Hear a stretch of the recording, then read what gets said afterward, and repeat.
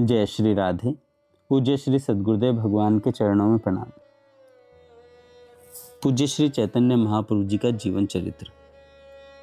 आइए आज हम सुनेंगे चैतन्य महाप्रभु जी के बड़े भाई विश्वरूप जी का गृह त्याग। बंधन का हेतु ममत्व है।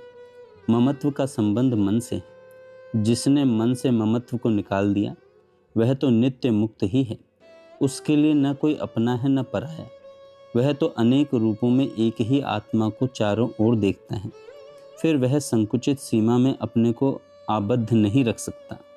विश्वरूप ने निश्चय कर लिया कि मुझे इस ग्रह को त्याग देना चाहिए, जहाँ पर माता पिता ही मुझे अपना समझते हैं, जहाँ नित्य प्रति भांति भांति के संसारी प्रलोभनों के आने की संभावना है। ऐसी जगह अब अधिक दिन ठहरना ठीक नहीं है। ऐसा निश्चय कर लेने पर एक दिन इन्होंने अपनी माता को एक पुस्तक देते हुए कहा, माँ, यह पुस्तक निमाई के लिए है। जब वह बड़ा हो तो इस पुस्तक को उसे दे देना, भूल मत जाना। माता ने सरलता के साथ उत्तर दिया, तब तक तू कहीं चला थोड़े ही जाएगा। मैं भूल जाऊं तो तू तो न भूलेगा। तू ही इसे अपने हाथ से उसे देना और पढ़ाना। तू भी तो अब पंडित बन गया है, निमाई तुझसे ही पढ़ा करेगा।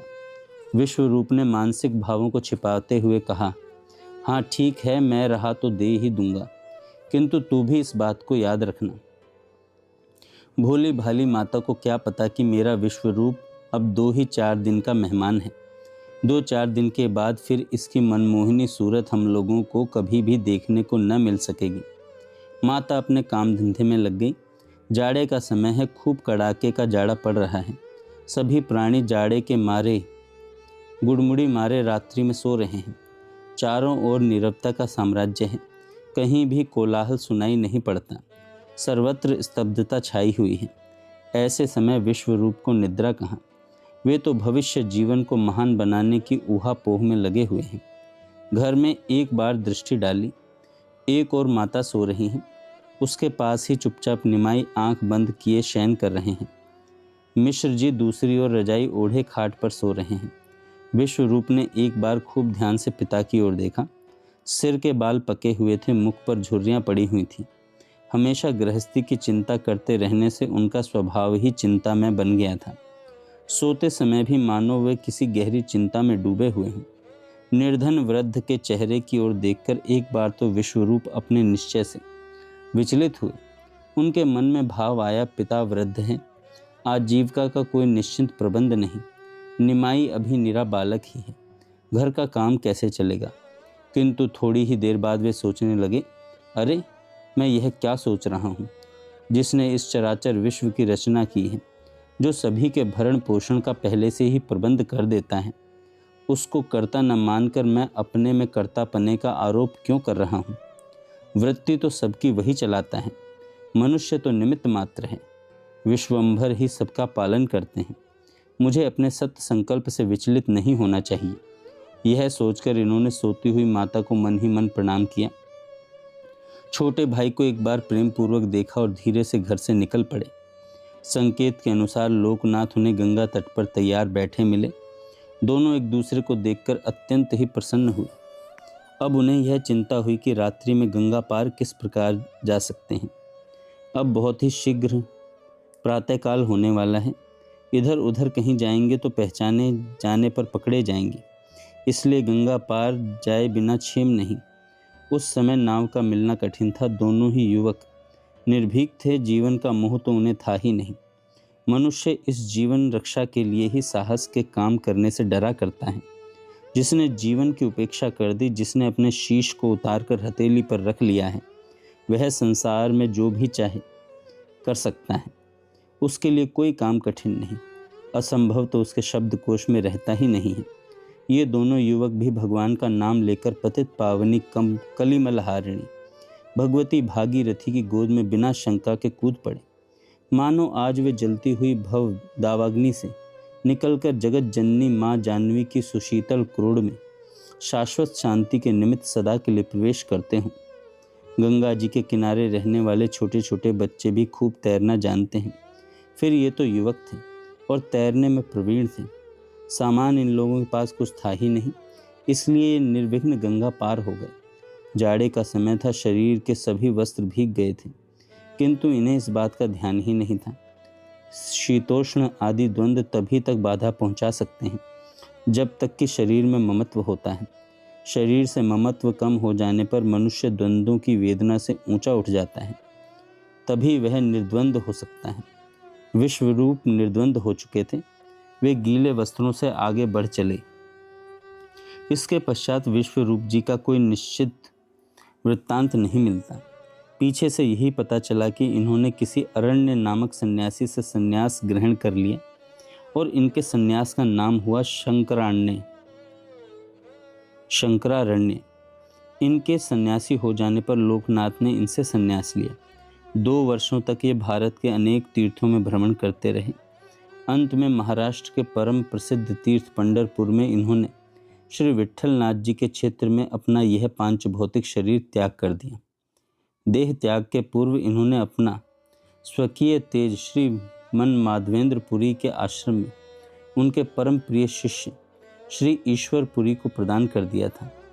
उन्हीं से वह तेज नित्यानंद के पास आया, इसलिए नित्यानंद को बलराम या शेषनाग का अवतार मानते हैं। इस प्रसंग को पाठक आगे समझेंगे।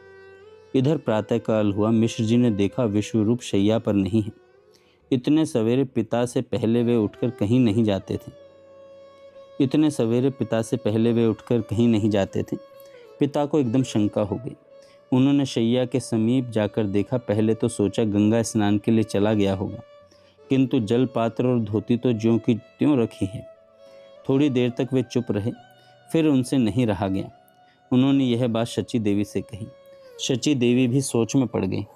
निमाई भी उठ बैठा। शची देवी ने कहा, बेल पोखरा। शची देवी के पिता नीलांबर चक्रवर्ती का घर बेल पोखरा मोहल्ले में ही था। विश्वरूप लोकनाथ से शास्त्र विचार करने बहुधा वहीं चले जाते थे। लोकनाथ के पास चला गया होगा। मिश्र जी जल्दी से चक्रवर्ती महाशय के घर गए। वहां जाकर देखा कि लोकनाथ भी नहीं है। सभी समझ गए। दोनों परिवार के लोग शोक सागर में मग्न हो गए। शची देवी दौड़ी दौड़ी अद्वैताचार्य के यहाँ गई। वहाँ भी विश्वरूप का कुछ पता नहीं था। क्षण भर में बात सर्वत्र फैल गई कि विश्वरूप घर छोड़कर चले गए। चारों ओर से मिश्र जी के स्नेही उनके घर आने लगे। लोगों की भीड़ लग गई।